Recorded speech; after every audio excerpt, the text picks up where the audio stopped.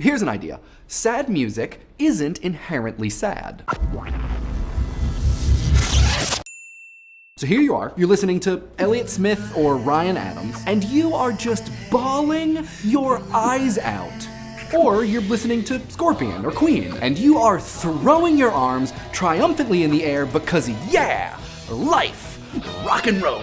Music is incredibly effective. Aldous Huxley said that after silence, that which comes closest to expressing the inexpressible is music. We use music to make emotion manifest, to convey, communicate, and reinforce. Music supplements, complements, and conjures emotion in real life, movies, video games, performance, advertisements. But what if I were to tell you that all of those emotions, elation, triumph, anxiety, misery, hopefulness, doom and gloom, music doesn't contain any of those emotions. The lyrics might, but the music doesn't. Major chords aren't happy. Minor chords aren't sad. You have just been trained to hear them that way. Now, there are as many theories about how music and emotion relate to one another as there are Johnny Cash studio records, so we're only going to talk about a couple, but if you want to know more, we'll put a small reading list in the description. Imitation theory, which goes back to Plato, says that music imitates the movement or characteristics of an emotion's physical expression or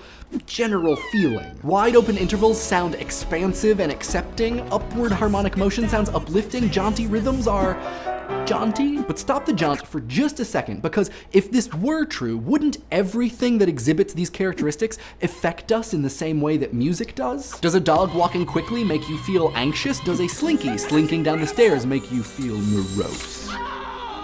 Of course not. So there must be something else about music or the ways we listen to and make it. There's a related claim that says there's something biological or neurological about humans that makes us find certain sounds soothing and certain tonalities evocative. Beautiful. In other words, it's not the music which imitates, it's us that responds. Some studies have shown this to be true, that very young children from many different cultures respond positively to the same intervals and rhythms. But what does this mean for people who make or listen to Georgian folk music, or Bulgarian folk music, or noise rock for that matter?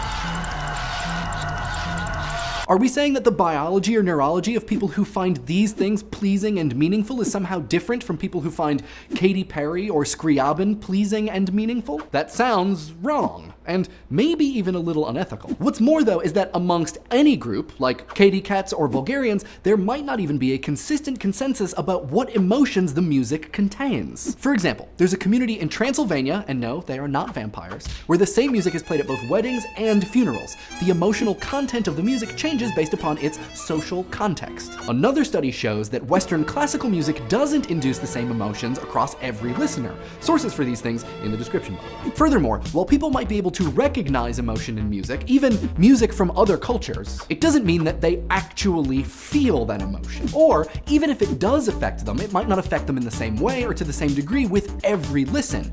This challenges the idea that we are hardwired to respond to music in some way. In order for music to communicate something, we have to assume that it is attempting to, and we have to be receptive to that communication. You can't have your emotional away message set to unavailable. And though that might seem really obvious or even natural, it's really a deeply ingrained part of your cultural training. This is why break squeals and explosions don't affect us, because we don't think of them as containing meaning, even though on some level they might closely resemble rather musical sounds. We are not emotionally receptive to them. The list of things which can cause us to be receptive, it's bigger than Elvis's vocal range, which, incidentally, was quite big. Huge! Luckily, two researchers, Patrick Joslin and Daniel, whose last name I'm about to butcher, Vyasfjall, boiled all of those things down into 6 categories which can contribute to, quote, emotional induction by music. They say that brainstem reflexes, evaluative conditioning, emotional contagion, visual imagery, episodic memory, and musical expectancy all contribute to the ways that we feel stuff